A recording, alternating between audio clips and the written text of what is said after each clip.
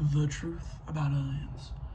Um, I was watching a Neil deGrasse Tyson video last night when I was going to bed, and he was rating alien species and how they look and how they act and stuff.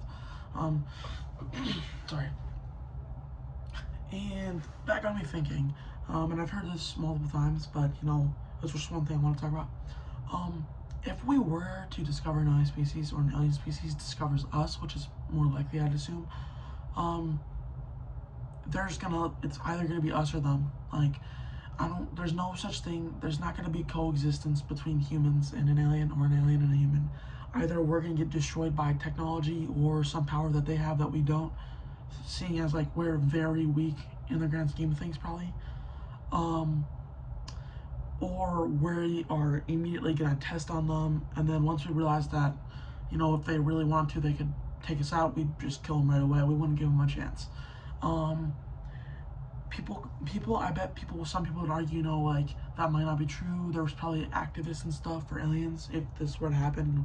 I don't know how I feel about aliens.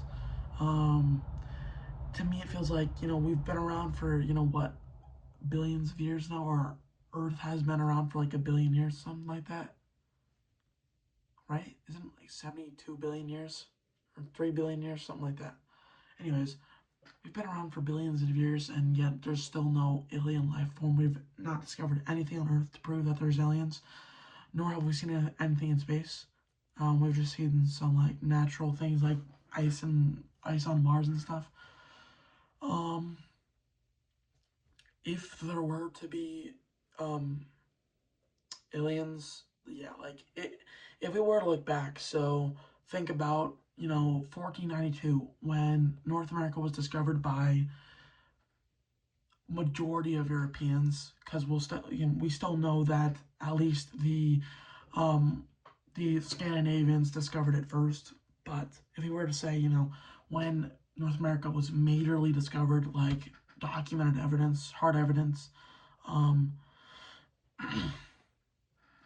really not even just Europeans, the rest of the world, um, uh, we saw people coming over to the West or the Americas, and yeah, it was just blood and violence, both sides.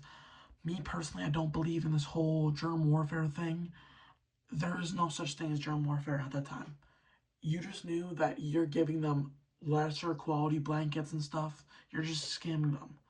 That's why they did it. They didn't do it because they knew, oh, we could get them really, really sick and we could kill out 90% of their population. They didn't know that. That's just not true.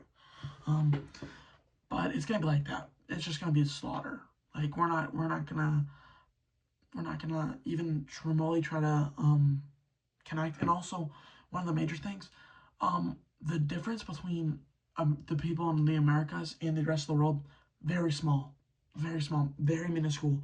I mean, to an alien, everybody on Earth looks the exact same. It's just slightly different colors and slightly different features. Um, but an alien is an entirely different species. We could see no humanity in an alien. Even if they were human-like in a sense, let's say they had fingers, still wouldn't see the humanity in them. We would be closer to gorillas or even cats or dogs or horses. We would care more about them than the aliens. So simply, we would just kill the aliens. There's not like a common ground. Um, and also, I just think we would just test on them. I mean, I don't think if there were aliens discovered, the average person wouldn't know about it for at least 100 years until something happens along the way. They're discovered, and then people either want them to die or they want them to coexist. And the government is always going to go on the side of let's have them die, because coexistence is a perfect thing in the grand scheme of things. Also, coexistence is so much more riskier. Um, for instance, like people discovering the West again, like coexistence. Yeah, I mean, in the grand scheme of things, in the modern day, there is coexistence between all sorts of people on Earth. Um, but if we want to talk about, and that's a whole different thing. But like we want to talk about then, there wasn't really much coexistence beyond like Eastern natives in Canada. and maybe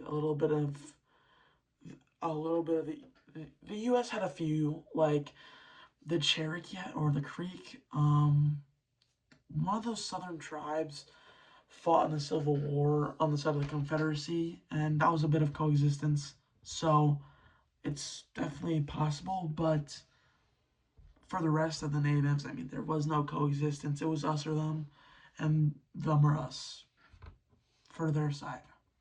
Yeah.